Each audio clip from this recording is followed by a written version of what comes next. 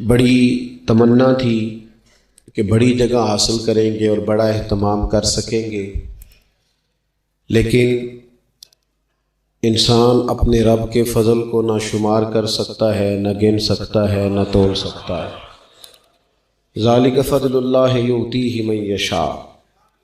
میرے عزیزو، میں اور آپ مسلمان ہیں، اللہ کے گھر میں بیٹھے ہیں، وضو کے ساتھ آئے ہیں۔ زندگی ہم سے پہلے بھی بڑے لوگوں کی گزر گئی اور پھر وقت سمٹ گیا اور وہ قبروں میں چلے گئے۔ ہم بھی قطار میں موجود ہیں، کئی لوگوں کا نمبر لگ گیا ہے، کسی وقت بھی کسی کی بھی باری آ جائے گی۔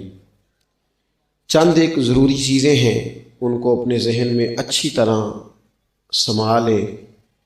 سب سے پہلے یہ سمجھ لیں کہ عمل زندگی کا حسن ہے، نیکی، پرہیزگاری، نماز، روزہ، حج، زکوٰۃ، خیرات، اخلاق، لیکن جو نجات کا دار و مدار ہے وہ عمل پر نہیں، وہ عقیدے پر ہے۔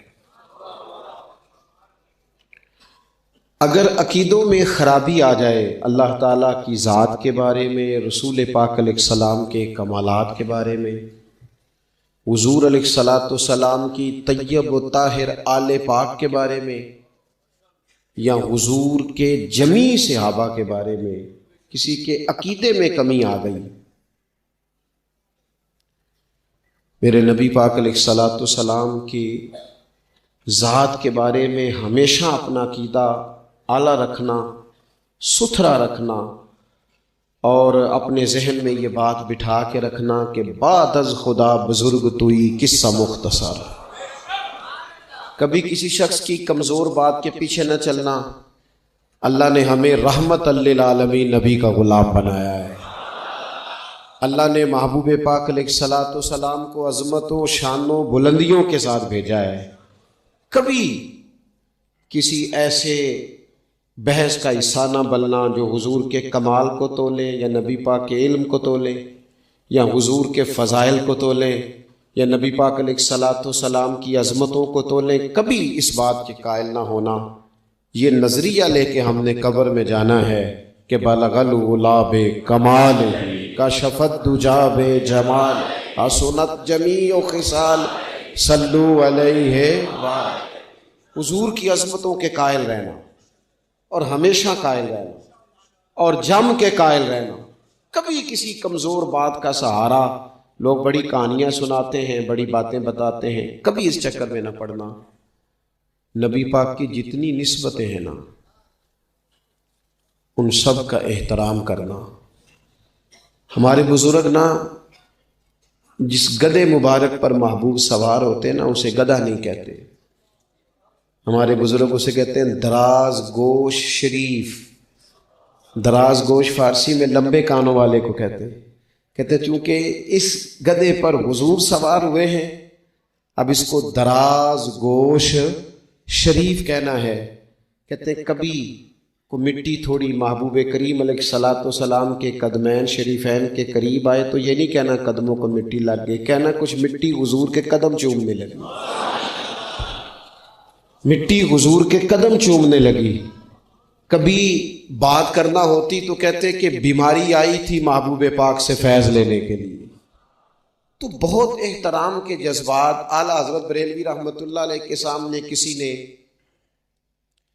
یہ شعر پڑھا تھا کہ شان یوسف جو دبی وہ بھی اسی در پہ دبی، تو فرمایا یہ تو کیا کہہ رہا ہے، حضور تو کسی کو دبانے آئی نہیں، تو کہ شان یوسف جو بڑی وہ بھی اسی در سے بڑی۔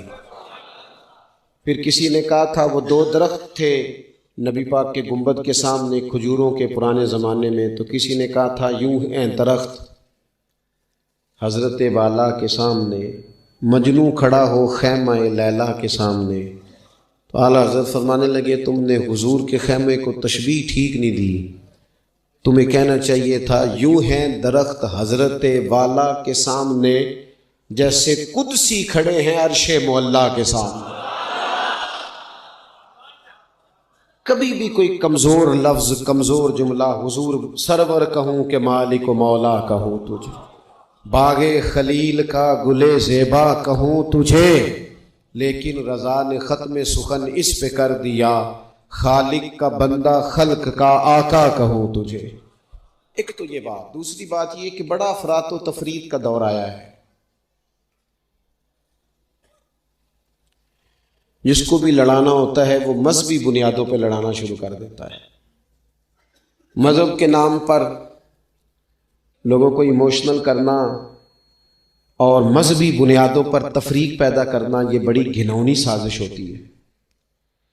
کبھی بھی کوئی ایسا کام نہ زندگی میں کرے، کبھی بھی، کہ جس کے اندر معاملہ اس طرح کا ہو، اپنا قد اونچا کرنے کے لیے کبھی بھی مذہب کا سہارا نہ لیں، اپنی ذاتی لڑائیوں کو کبھی مذہب کا رنگ نہ دیں، اس میں کبھی بھی دین کی بنیادوں کو نہ لے کے آئیں، کوئی ایسا کام نہ کرے۔ آپ کی کسی سے ذاتی دشمنی ہے تو اسے شمر یزید کہنے کی ضرورت نہیں ہے، آپ ذاتی بات کریں اس کے ساتھ جو کرنی ہے۔ نبی پاک علیہ الصلوۃ والسلام کے صحابہ اور اہل بیت کے نام پر لوگ ذاتی لڑائیاں لڑتے ہیں، خدا را اس سے بچو۔ یہ جو حضور کی اولاد پاک ہے نا، جو نبی پاک کی، میں اللہ کے گھر میں مسجد میں بیٹھا ہوں، میرے مرشد کی اولاد کیا اس دروازے سے جو گزر جائے وہ بھی میرے لیے قابل احترام رہا، اور میرے استاد صاحب کے بچے، میں آپ کو دیانتداری سے کہتا ہوں کبھی آ جائیں تو مجھے سمجھ نہیں آتی میں بٹھاؤں کہاں، اس لیے کہ اصلاں نال جے نیکی کریے اور نسلاں تاک نہیں بھول دے۔ استادوں کے بچے آ جائیں تو بٹھانے کو جگہ نہیں ملتی ہے، اگر استادوں کے بچوں کا یہ حال ہے تو رسول پاک کی اولاد کا کیا حال ہونا چاہیے۔ نبی پاک کی اولاد پاک کے بارے میں کبھی بھی اپنی طبیعت میں کوئی کمزور بات نہ رکھنا۔ نبی کریم نے فرمایا، اے اللہ یہ میرے حسن اور حسین ہیں، میں ان دونوں سے محبت کرتا ہوں، تو بھی ان سے محبت فرما۔ اور پھر محبوب فرمانے لگے، اے اللہ جو میرے حسن حسین سے محبت کرے تو ان سب سے بھی محبت فرما۔ جس طرح حضور کی اولاد پاک کا احترام کرنا ہے نا، بالکل اسی طرح میرے نبی پاک کے صحابہ۔ زمانہ چراغ لے کے ڈھونڈے گا نا، وفا کی ساری تاریخیں جہاں دم توڑ جائیں گی وہاں سے جناب صدیق اکبر کا آغاز ہوتا ہے۔ دم توڑ جائیں گی جہاں ساری چیزیں، ابو بکر صدیق، جناب صدیق اکبر۔ او دوستو، اتنے بڑے لفظ نہیں ملیں گے کبھی بھی کہ حضور فرماتے ہیں میرے پاس جس کے پیسے آئے میں نے امانت سمجھ کے خرچ کیے، ابو بکر کے آئے تو میں نے اپنے سمجھ کر خرچ کیے۔ حضرت ابو بکر صدیق کی اور پھر سیدنا فاروق اعظم۔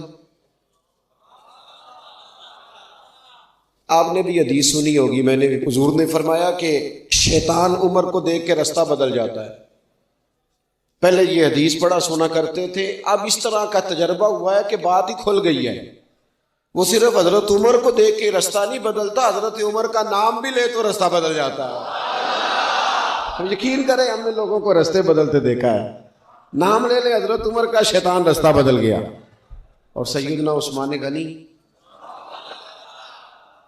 پیک کرے صدق و صفا، منبع شرم و حیا، نور کی سرکار سے پایا دوشالہ نور کا، ہو مبارک تم کو ذوالنورین جوڑا نور کا۔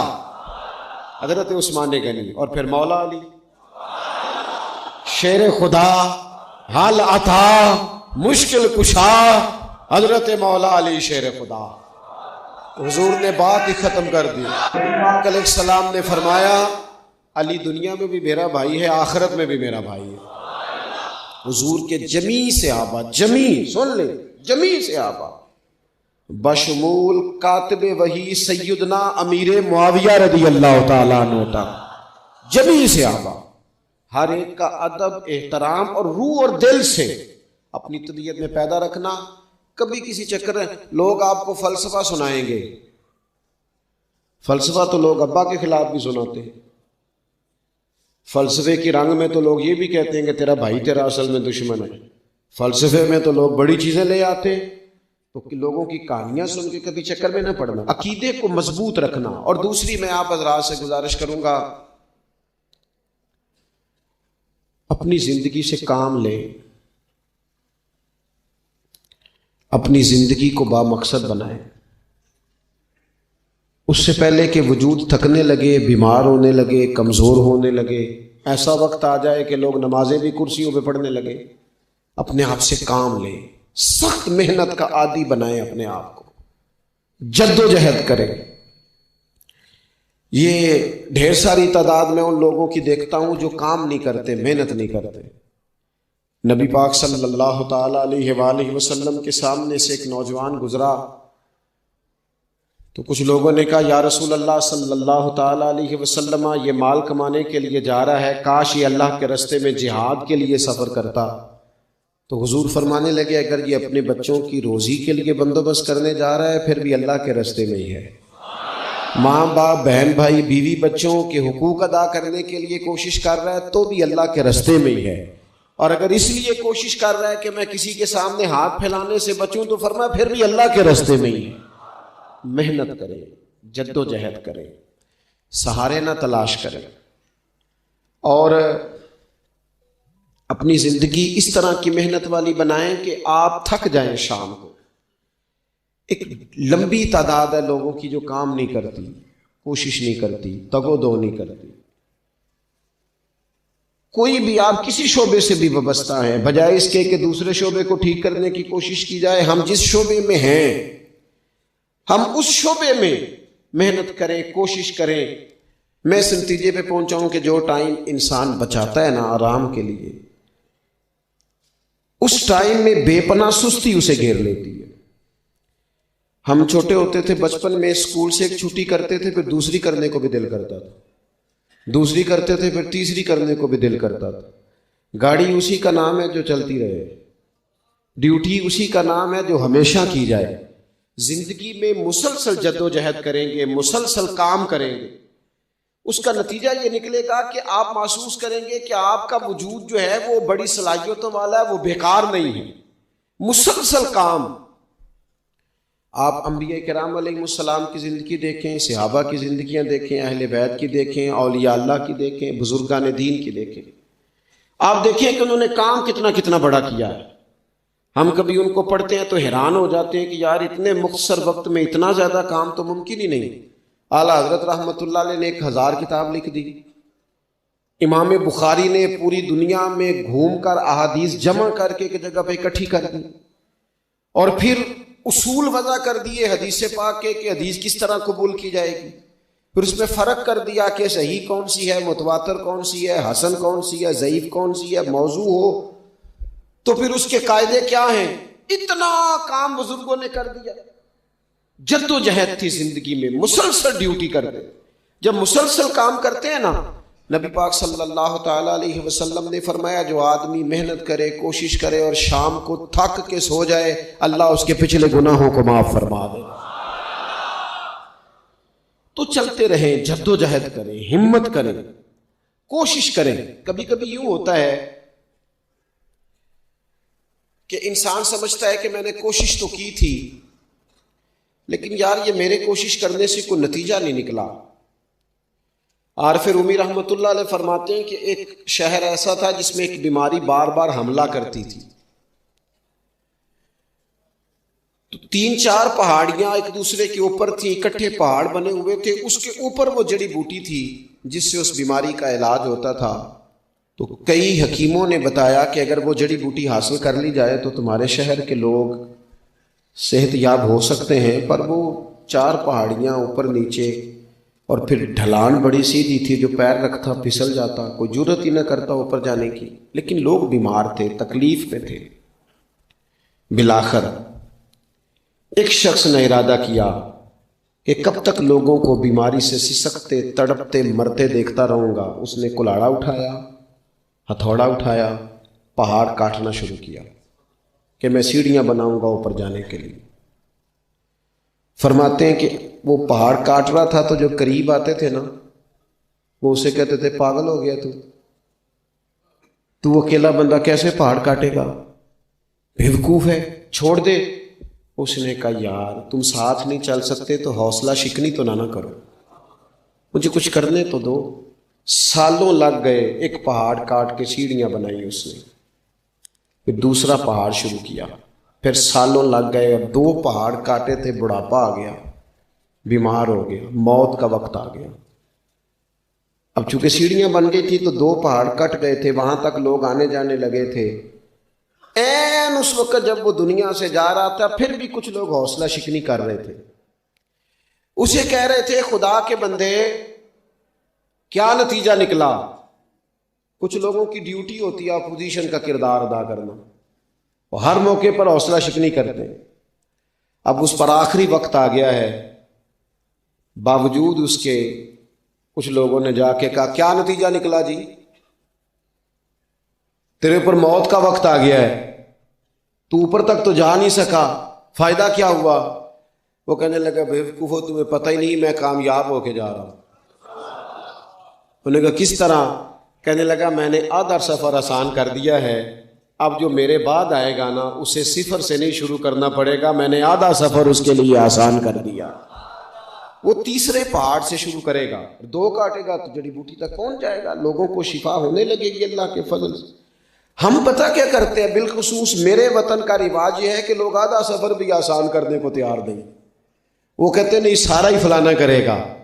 جتنے انبیاء دنیا میں آئے نا میرے دوستوں، وہ سارے کامیاب گئے، لیکن کسی کے ساتھ 4 امتی، کسی کے ساتھ 10، کسی کے ساتھ 100، کسی کے ساتھ 200، لیکن نبی کامیاب گئے۔ کیوں؟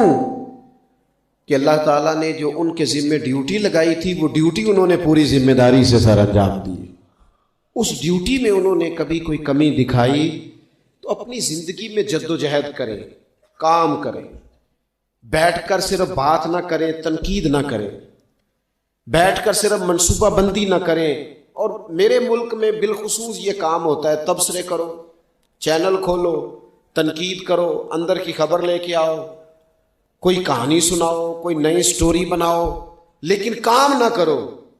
بڑی خوبصورت بات کی شاعر نے، اس نے کہا شکوائے ظلمت شب سے تو کہیں بہتر تھا، اپنے حصے کی کوئی شمع جلاتے جاتے۔ لوگ تعلیم نہیں حاصل کر رہے تو بھئی آپ ایک بچے کا خرچ اٹھا لیں، کسی غریب کا آپ اسے پڑھا دیں، ایک بندہ تو آپ کی وجہ سے تعلیم یافتہ ہو جائے۔ لوگوں کو کھانا نہیں مل رہا، بھوکوں مر گئے لوگ، حکومتیں کچھ نہیں کر رہی، آپ 10 بندوں کی ذمہ داری اٹھا لیں، آپ غریبوں کو دیکھ لیں، 10 لوگوں کے گھر میں آپ کھانا پہنچانا شروع کریں۔ اور یہ ہوتا رہا ہے، لوگ یہ کام کرتے رہے، یہ ڈیوٹیاں ہمارے بزرگوں نے سر انجام دی ہیں، 2 کر کے، 4 کر کے، 6 کر کے انہوں نے کام کیا ہے۔ اپنی ذمہ داری کا احساس کریں، مسلسل کام کریں، مسلسل جد و جہد کریں، مسلسل ڈیوٹی کریں۔ اور پھر میری تیسری گزارش آپ سے یہ ہے کہ جس طرح آپ اپنے گھر میں آپ کی ذمہ داریاں ہوتی ہیں، اور اگر آپ ذمہ داری ادا نہیں نہ کرتے تو احتجاج ہوتا ہے۔ ماں کو ٹائم نہیں دیتے تو ماں بھی احتجاج کرتی ہے، گھر والی کو ٹائم نہیں دیتے تو وہ بھی احتجاج کرتی ہے، دوستوں کو وقت نہیں دیتے تو وہ بھی اس کا شکوہ کرتے ہیں۔ تو آپ کے ذمے جتنی